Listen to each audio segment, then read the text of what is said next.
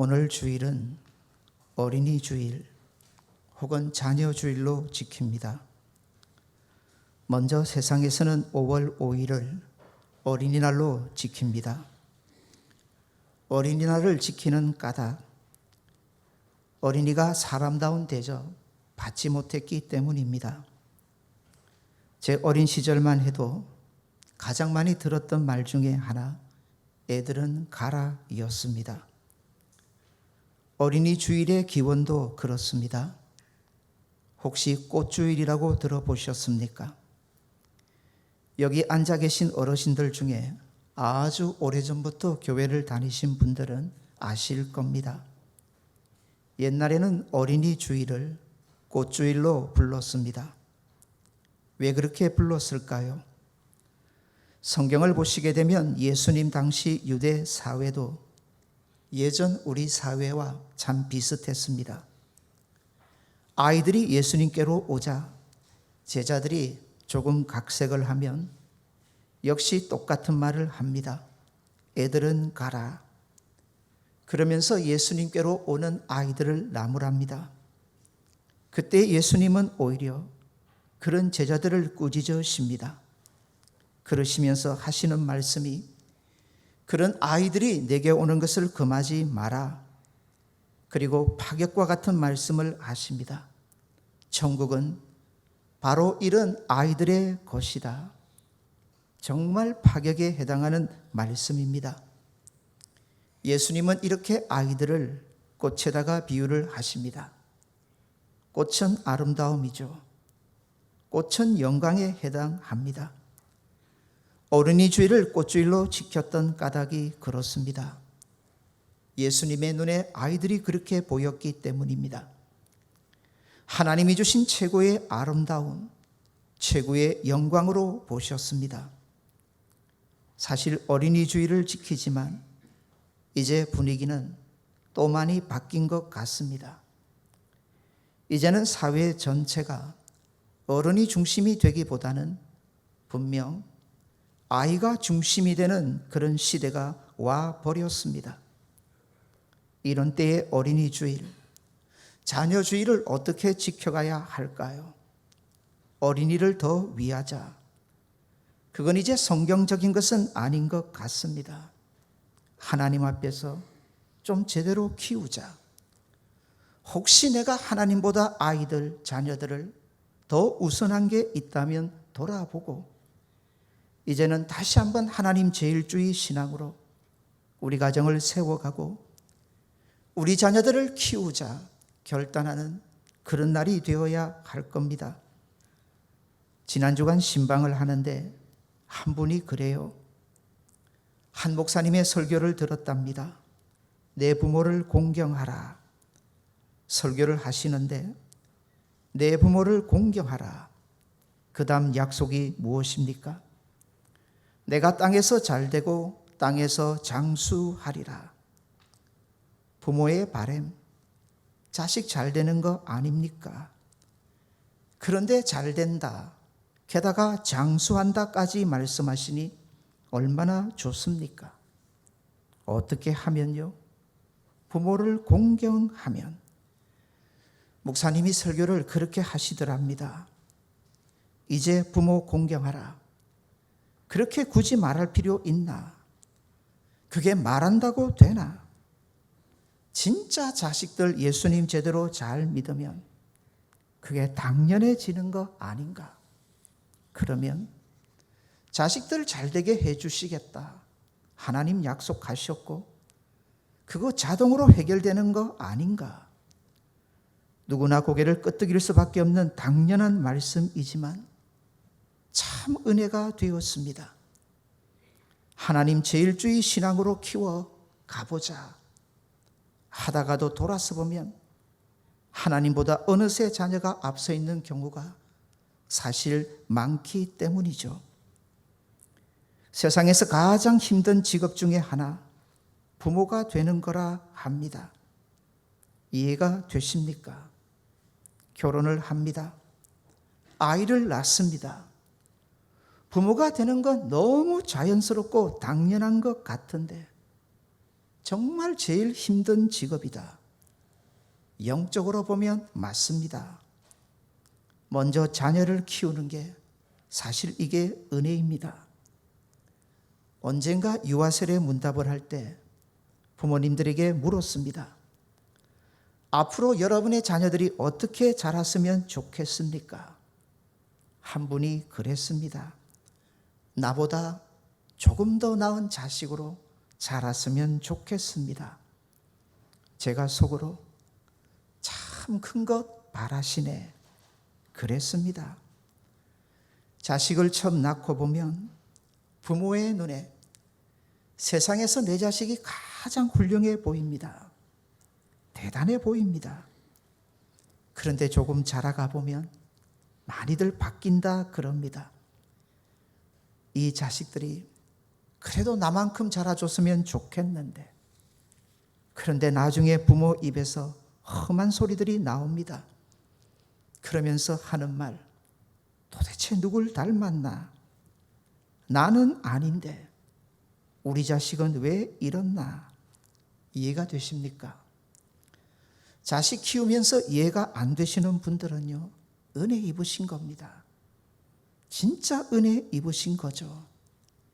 왜 자식을 세상에서 왼수라고까지 말을 할까요?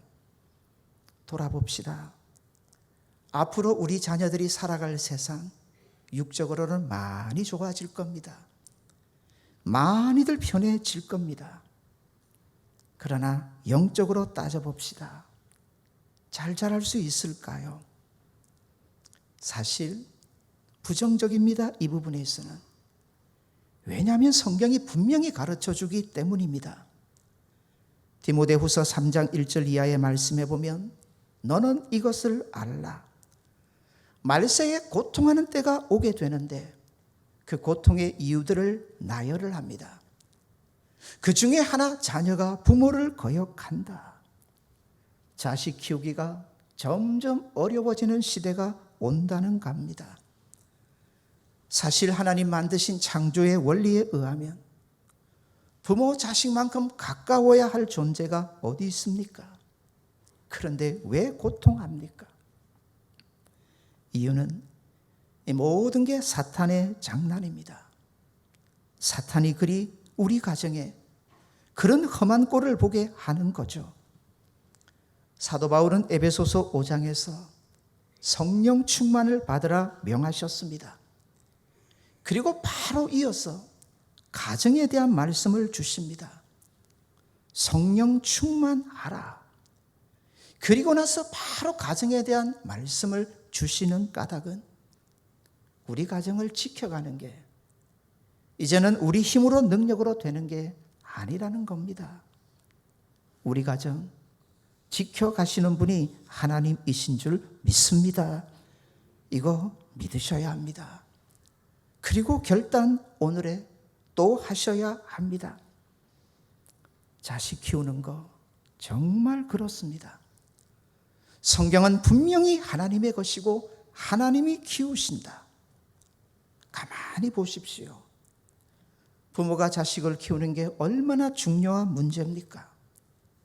그러면 성경이 자식을 키우는 부분에 있어서 이렇게 저렇게 많은 말씀을 하실 것 같은데 아닙니다. 단 한 말씀입니다.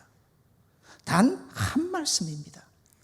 아비들아 주의 교훈과 훈계로 자녀를 양육하라. 부모들아 하나님의 말씀으로 내 자녀들을 키워가라. 왜 이렇게 말씀하실까요? 이거 하나님이 키우신다는 뜻입니다. 내가 수고하고 내가 노력하고 그래서 키워가는 게 우리 자녀들이 아니라 정말 하나님이 키우신다는 것을 분명히 알게 해 주시기 위함입니다.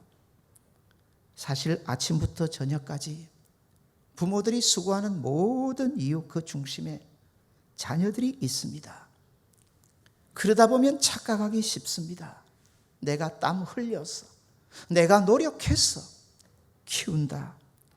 성경은 절대로 착각하지 말라 우리에게 권합니다. 주의 교양과 훈계로 양육하라. 단 그렇게 하나를 우리에게 가르쳐 주시는 까닭은 하나님이 키우신다. 정말 하나님이 키우신다는 것을 우리에게 분명히 가르쳐 주시기 위함입니다. 시편 127편의 3절에 보면 보라, 자식들은 여호와의 기업이다. 태의 열매는 그의 상급이라고 가르쳐 줍니다. 여호와의 기업이다. 하나님이 주셨다. 하나님의 것이다. 그뿐만이 아니라 분명히 하나님이 키우신다. 가르쳐 주시는 겁니다. 존 웨슬레 목사님이 자주 이런 설교를 하셨습니다. 우리가 하나님 앞에 나중에 서면 세 가지 질문을 받게 됩니다. 첫째, 너의 시간을 어떻게 사용했냐? 둘째, 너의 물질을 어떻게 사용했냐? 셋째, 내 자녀를 어떻게 키웠느냐? 시간, 물질, 자녀, 이 세 가지의 공통점이 있습니다. 뭔 줄 아시겠습니까? 내 것도 아닌데 내 것이라 너무 쉽게 착각하는 겁니다. 시간, 우리 생명입니다. 시간, 물질, 자녀. 살다 보면 진짜 깜빡깜빡합니다. 누구 것이냐요? 내 것이냐? 내 것이 분명히 아닌데 하나님의 것인데 내 것이냐? 착각하다 보면 자꾸 내 마음대로 하려고 합니다. 사랑하는 여러분, 오해는 마십시오. 지금 하나님이 저와 여러분과 소유권 논쟁을 하자는 게 아닙니다. 네 것이니 내 것이니. 하나님은 언제나 우리를 위하시는 분이십니다. 우리에게 귀한 것은 하나님에게도 귀합니다. 우리가 소중히 여기는 거 하나님도 소중히 여겨주십니다. 우리가 소중히 여기는 그 모든 것들 하나님 역시 잘 되기를 바라십니다. 그런데 그 잘 되는 까닭을 우리에게 분명히 가르쳐 주시는 거죠. 자녀들의 문제 마찬가지입니다. 성경 가만히 보십시오. 단 하나입니다. 단 하나입니다. 잘 되게 해 주시겠다고 하시고 나서 우리에게 주신 명령은 주의 교양과 훈계로 양육하라. 하나님의 말씀의 원리로 잘 키워가라. 사랑하는 여러분, 그러기 위해서 오늘 저는 여러분과 함께 성경의 한 인물을 더욱 잠깐 생각해 보기를 원합니다. 바로 욥입니다. 욥 잘 아시지 않습니까? 욥 어떤 사람입니까? 1절 보시겠습니다. 1절 봅시다. 우스 땅에 욥이라는 사람이 있었는데 그 사람은 네 가지입니다. 온전하고 정직하여 하나님을 경외하며 악에서 떠난 자더라. 성경은 욥에 대해서 네 가지를 설명하는데 이 네 가지 전부가 욥의 신앙과 관련이 있습니다. 이 네 가지를 한마디로 정리하면 강조죠. 단어는 조금씩 바뀌었지만 강조입니다. 신앙이 정말 좋더라. 신앙이 참 좋더라. 욥에 대해서 성경이 지금 그 말 하는 겁니다. 욥의 신앙이 정말 대단하더라. 사랑하는 여러분, 하나님 앞에서 인정받는 거요, 우리의 믿음이에요. 우리의 신앙입니다. 늘 하나님 앞에 믿음으로 인정받는 저와 여러분 되시기를 바랍니다. 그런데 중요한 게요, 중요한 게 그 믿음이 도대체 어디에서 증거되고 어디에서 드러나고 하나님은 도대체 무엇을 보시고 우리의 믿음을 인정하시느냐 하는 거죠. 그 중에 하나와 자녀와 깊은 관련이 있다는 겁니다. 자, 욥을 볼까요? 이제 성경이 욥에 대해서 쭉 설명을 합니다. 2절 보시겠습니다. 2절 보십시다. 그에게 아들 7과 딸 3이 태어나니라. 그리고 욥에 대해서 설명하는데 욥은 동방의 갑부 아닙니까? 그가 얼마나 엄청난 재산을 가졌는지를 쭉 설명하는데 그 앞에 욥의 무엇부터 설명해 줍니까? 욥 자녀들의 얘기를 합니다. 그러니 욥의 중심에도 뭐가 중요하냐? 뭐가 중요하다고요? 자녀가 중요한 거예요. 그거 하나님 아시는 거예요. 그래서 성경을 통해서 분명히 보여주시는 거예요.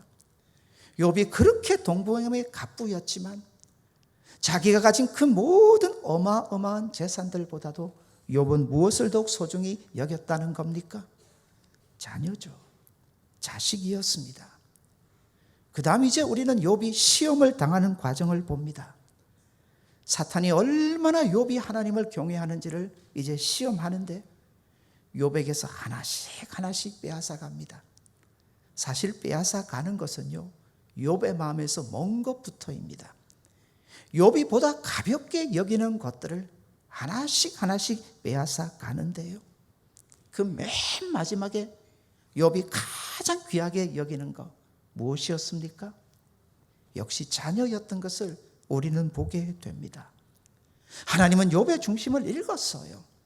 욥에게 이 자녀들이 얼마나 귀하고 자식들을 얼마나 중요하게 여기는가. 그런데 보자는 겁니다. 그런 욥에게, 그렇게 자녀들 자식들을 귀하게 여기는 욥에게 그 자녀들 그 자식들보다 훨씬 더 중심에 있고 훨씬 더 귀하게 값지게 여기는 게 있더라는 거죠. 그분이 누구십니까?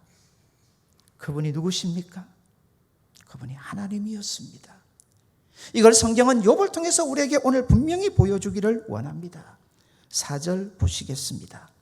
4절입니다.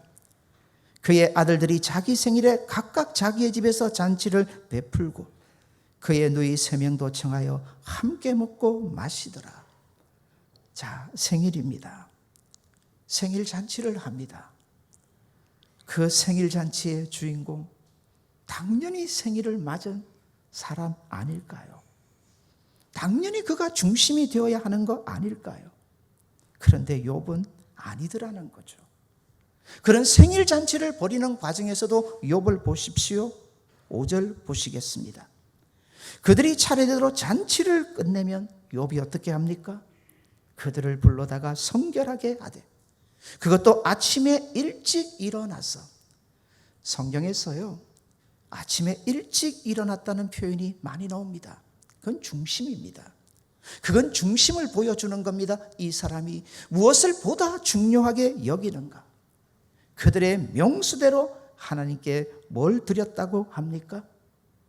번제를 드렸다. 욥의 그 신앙을 제대로 보여주는 거죠.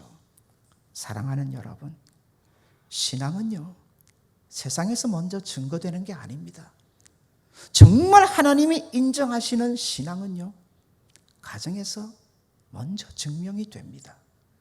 특별히 그 자녀들과의 관계 속에서 증명이 됩니다. 한 번 더 말씀을 드릴게요.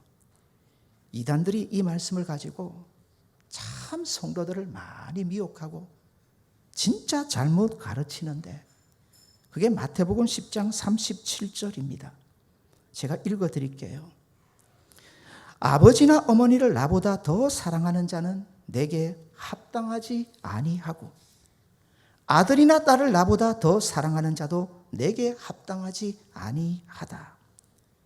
제자도에 대한 말씀이에요. 너 정말 나, 예수님입니다, 제대로 따르기를 원하니? 그러면 자녀들의 문제만 가지고 접근하면요, 아들이나 딸을 나보다 더 사랑하는 자 내게 합당하지 아니하다. 다시 묻습니다.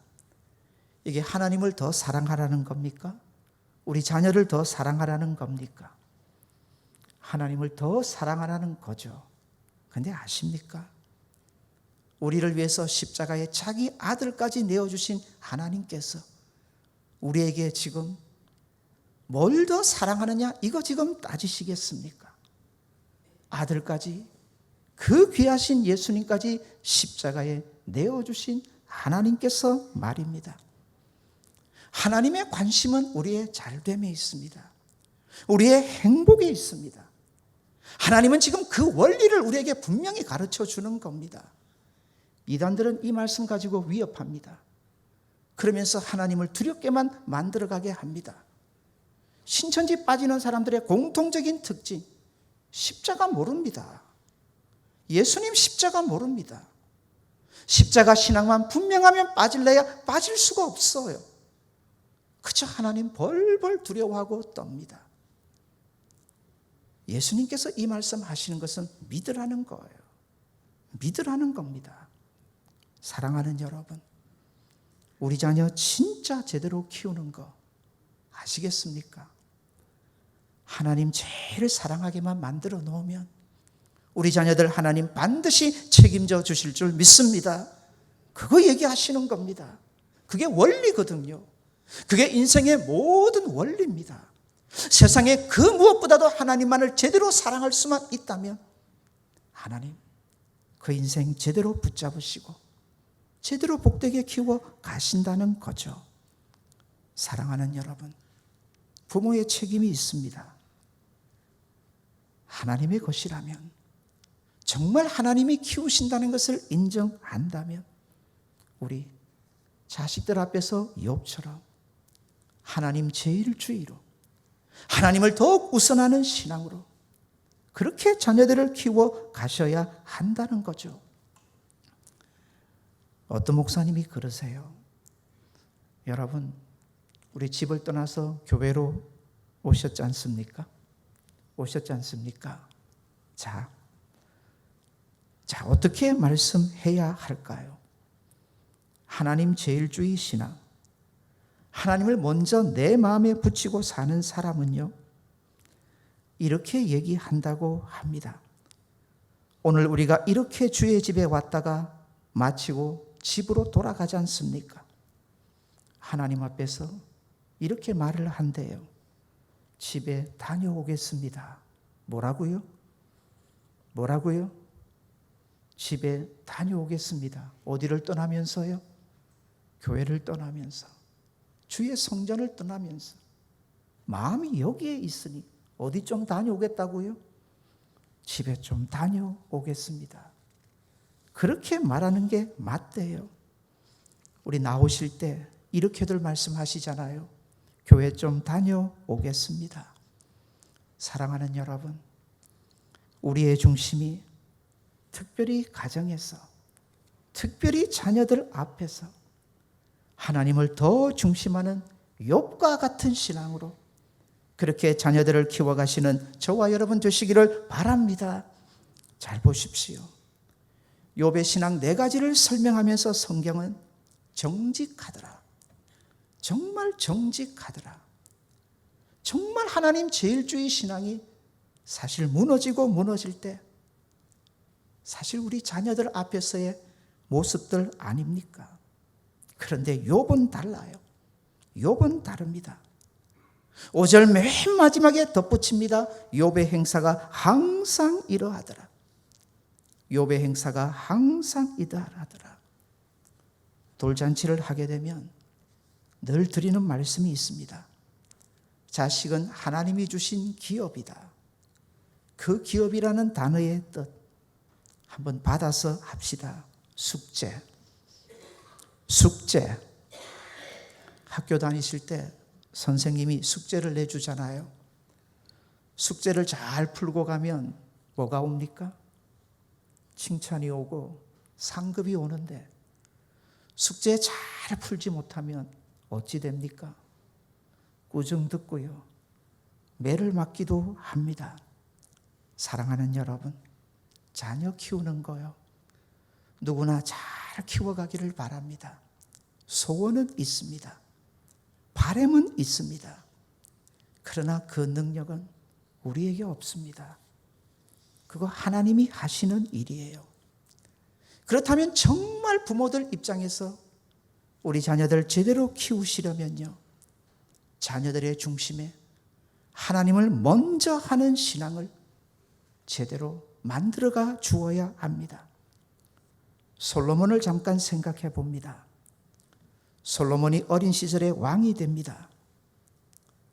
하나님 앞에 제사를 드리는데 하나님이 찾아옵니다. 솔로몬아, 뭘 줄까? 솔로몬이 구합니다. 지혜를 주십시오. 개역 개정 성경을 보면 듣는 마음입니다. 내가 좀 잘 들을 수 있게 해 주십시오. 두 가지입니다. 하나님의 말씀을 잘 듣게 해 주십시오. 또 하나는 백성들의 말을 잘 알아듣게 해 주십시오. 하나님 마음에 합했습니다. 하나님 다 주셨습니다. 다 주셨습니다. 솔로몬의 얘기만 아닙니다. 정말 우리 자녀들이 하나님 중심적인 신앙으로만 자랄 수 있다면 믿읍시다. 하나님이 그렇게 키워 가실 줄 믿으시는 저와 여러분 되시기를 바랍니다. 그런데요, 솔로몬이 어떻게 그렇게 구할 수 있었을까요? 이유가 있습니다. 거기 보면 솔로몬이 그걸 구하기 전에 하나님 앞에 이런 고백을 합니다. 잘 들어보십시오. 솔로몬이 이르되 주의 종 내 아버지 다윗이 성실과 공의와 정직한 마음으로 주와 함께 주 앞에서 행함으로. 솔로몬이 본 겁니다. 솔로몬이 다 본 겁니다. 다윗이 아비로서 제대로 보여준 겁니다. 그 아들 솔로몬 앞에서 다윗이 얼마나 신실하게 하나님을 사랑하는지, 하나님 우선주의, 제일주의 신앙으로 살아왔는지를 솔로몬에게 다 보여준 겁니다. 그걸 솔로몬이 기억했던 겁니다. 그 아비 다윗을 기억하니 솔로몬도 그렇게 하나님을 먼저 구합니다. 그런데 놀라운 사실, 얼마 못 갑니다. 그 아비 다윗의 신앙을 솔로몬이 다 잊어버립니다. 다 잊어버립니다. 그리고 너무나 쉽게 하나님을 떠나버리는 솔로몬의 모습을 우리는 봅니다. 사랑하는 여러분, 그래도 우리가 먼저 부르심을 받지 않겠습니까? 우리 자녀들보다 먼저 말입니다. 부르심 받겠죠. 우리 자녀들이 모여서 이런저런 얘기를 할 겁니다. 부모님들에 대한 얘기를 할 겁니다. 여러분, 어떤 모습으로 기억되기를 바라십니까? 어떤 모습으로 우리 자녀들에게 내 자신이 기억되기를 바라십니까? 그래도 우리 부모님은 하나님 참 사랑하셨다. 우리를 위해서 기도하셨고 한마디라도 하나님 말씀 내게 가르쳐 주시려고 참 애쓰셨다.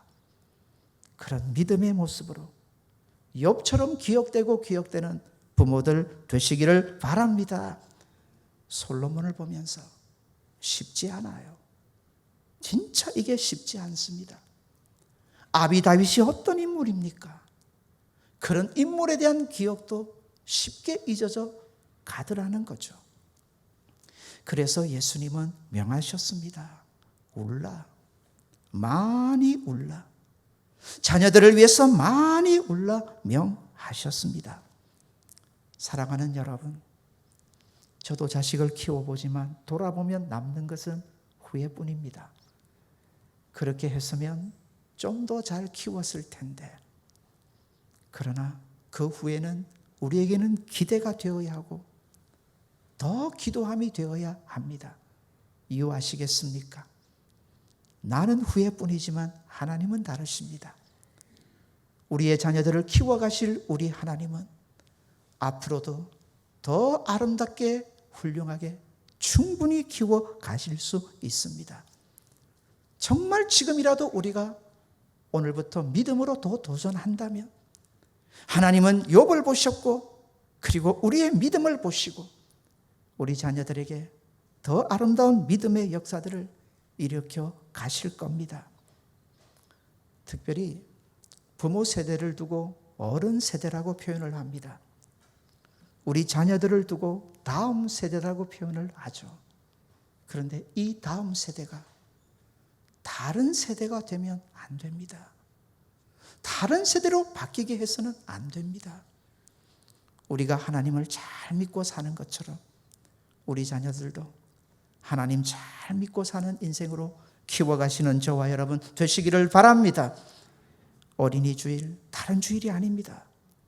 한 번 더 말씀 앞에 결단하는 주일입니다. 하나님, 내가 키우지 않습니다. 내가 키우지 않습니다. 하나님이 키우시는 줄 믿습니다. 욥처럼 나도 하나님 더 제일주의 신앙으로 키워가겠습니다. 그런 믿음의 역사가 한 번 더 성산에 속한 모든 가정에 일어났으면 좋겠습니다. 우리 받아서 따라합시다. 하나님이 키우십니다. 믿으십니까? 하나님이 키우십니다. 착각하지 맙시다.